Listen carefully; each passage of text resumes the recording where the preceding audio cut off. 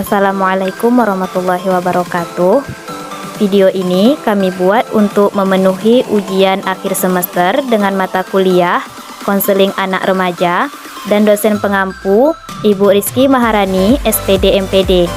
Kami dari kelompok 4 yang beranggotakan saya sendiri, Nadia, dan teman saya Rima Bella Chandrika. Saya Geni Anizah Fadilah.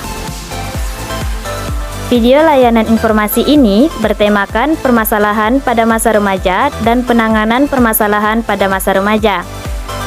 Video ini kami buat dengan tujuan untuk memberikan informasi dan edukasi kepada masyarakat, khususnya remaja, mengenai permasalahan remaja dan bagaimana penanganannya.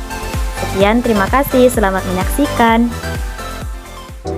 Sebelum kita membahas mengenai permasalahan pada masa remaja dan penanganan permasalahan pada masa remaja ini, terlebih dahulu kita akan membahas mengenai pengertian masa remaja.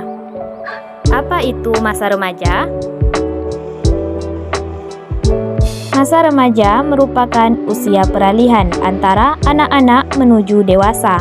Namun, pada usia ini remaja belum bisa disebut dewasa dan tidak juga bisa disebut anak-anak.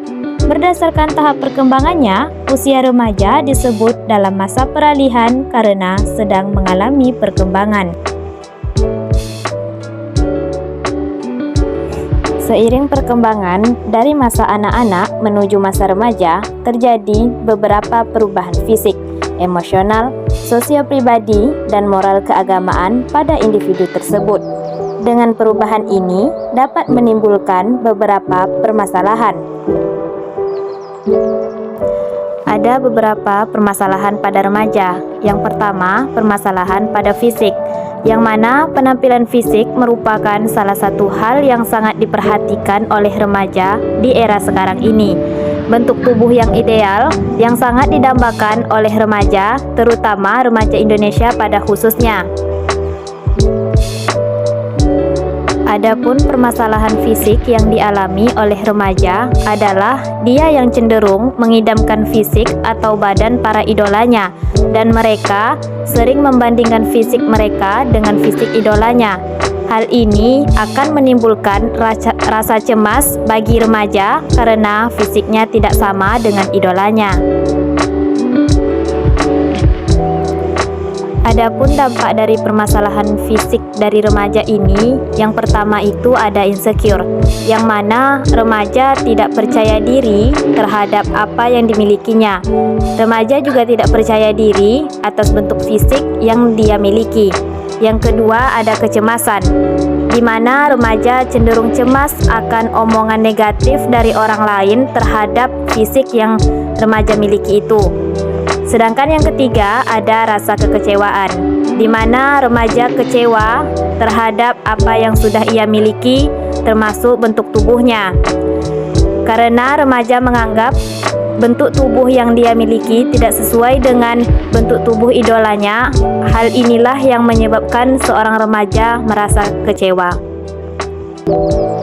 Untuk menangani permasalahan fisik pada remaja, yang pertama itu bisa dengan cara mengenali diri sendiri. Yang kedua, menerima diri sendiri. Yang ketiga, bersyukur atas apa yang telah ada pada diri sendiri.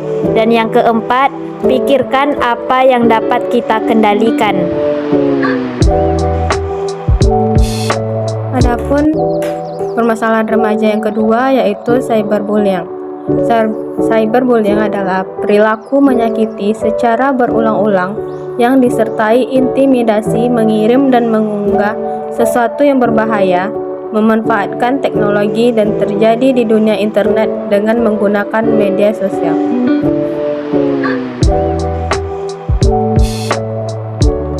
Dampak dari cyberbullying dari segi psikologis, yang pertama yaitu mudah depresi, kedua marah, timbul perasaan gelisah, cemas, menyakiti diri sendiri, dan percobaan bunuh diri. Dari segi sosial, seseorang yang mengalami cyberbullying cenderung menarik diri, kehilangan kepercayaan diri, hingga lebih agresif kepada teman dan keluarganya. Cara penanganan cyberbullying pada remaja. Yang pertama, mengembangkan budaya bermedia digital atau berteman yang positif. Yang kedua, menyelaraskan pendisiplinan bermedia tanpa merendahkan satu sama lain. Yang ketiga, melaporkan bullying dan cyberbullying agar mereka merasa aman.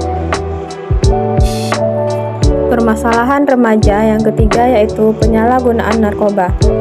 Maraknya kasus penyalahgunaan narkoba di kalangan remaja tentu disebabkan oleh beberapa faktor pendukung. Di antaranya yaitu rasa penasaran yang tinggi ataupun tren dan lingkungan pertemanan.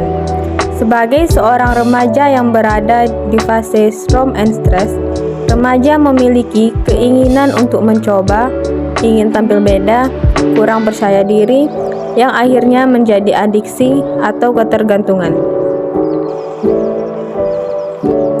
Adapun dampak dari permasalahan ini yaitu yang pertama, perubahan sikap pada diri remaja, yang kedua, perangai dan kepribadian, yang ketiga, emosi tidak terkontrol seperti mudah marah dan tersinggung.